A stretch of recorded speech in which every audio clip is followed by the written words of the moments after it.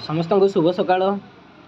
तो अति खुशी खबरटीए आमर जो समस्त स्टूडेंट माने अपेक्षा करिकी रही थिले आमर कृषि विद्यानिधि जो स्कॉलरशिप चली तार लास्ट डेट सरी तो ताकू एक्सटेंड करा जाइछि। अत्यंत खुशी खबर आवेकार बड़ खबर सबुठ बड़ खबर होछि ना आपंकर कृषि विद्यानिधि योजनार डेट टी एक्सटेंड करा होइछि।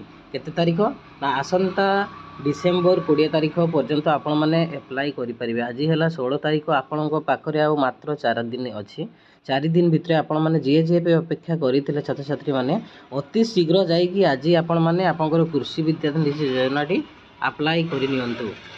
तो तार लाइव प्रूफ देखा आपन को किसी एडिटिंग करके डेट बढ़ाईनी देखूँ मुझे देखा तार वेबसाइट डेट टी मेंशन कराई डेट एक्सटेंड होती। आपण मैंने गूगल सर्च बार रे लिखिदेवे OSSP Odisha scholarship portal Odisha state scholarship portal. तो OSSP लिखिकी आप सर्च मारे सर्च कलापर देखो फास्ट जो लिंक टे आसो रजिस्टर स्टेट स्कॉलरशिप पोर्टल ताकू टच करेंगे।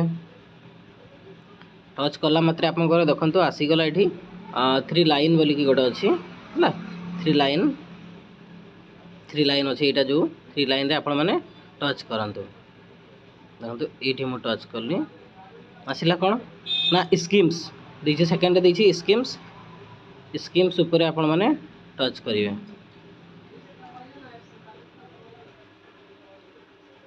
तो स्कीम से मुझे टच कली तो तड़कू तड़कू आप स्क्रॉल करूँ देखु कृषि विद्यानिधि योजना स्कीम टी कौटी अच्छी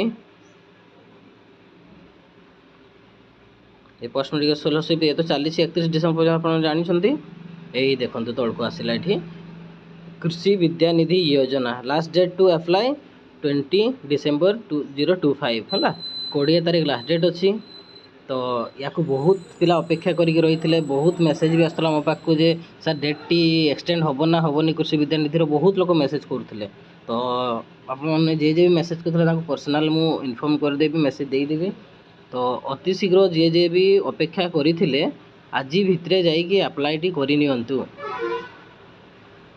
आउ जे भी वेट करते वीडियो टी अधिक मात्रा शेयर कर दिंतु समस्ते जानी नियंतु जे आउ 4 दिन मात्र अपेक्षा माने आपंकर अच्छी हाथ में शेष सुजोग। तो अति शीघ्र जाकि कृषि विद्यानिधि योजनार स्कॉलरशिप आपण मैंने आवेदन करनी। देखु आपंकर डेट टी पूरा पूरी ये मेंशन कराई 20 डिसेम्बर 2025।